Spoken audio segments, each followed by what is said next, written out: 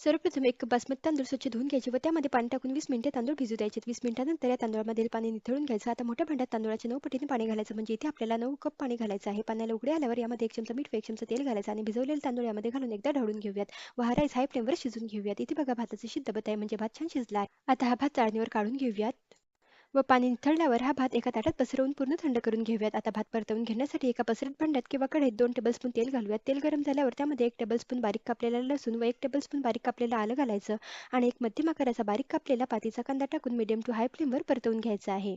कांदा परतवून झाल्यावर यामध्ये अर्धा कप बारीक कापलेलं गाजर घालून हाय फ्लेमवर मिनिटभर परतवून घ्यायचं. त्यानंतर अर्धा कप बारीक कापलेली शिमला मिरची, अर्धा कप मक्याचे दाणे, अर्धा कप बारीक कापलेली पत्ताकोबी टाकून हाय फ्लेमवर 2 मिनिटे परतवून घ्यायचं. आता अर्धा चमचा मिरपूड व पाव चमचा मीठ घालून परतवून घ्यायचं. परतवून झाल्यावर 2-2 चमचे सोया सॉस व रेड चिली सॉस आणि अर्धा चमचा साखर घालून व्यवस्थित मिक्स करायचं आणि हा थंड केलेला भात यामध्ये घालून हाय फ्लेमवर सर्व जिन्नस व्यवस्थित हलक्या हाताने मिक्स करायचे. त्यानंतर बारीक कापलेली कांद्याची पात घालून मिनिटभर भात परतवून घ्यायचं. तयार झाला स्वादिष्ट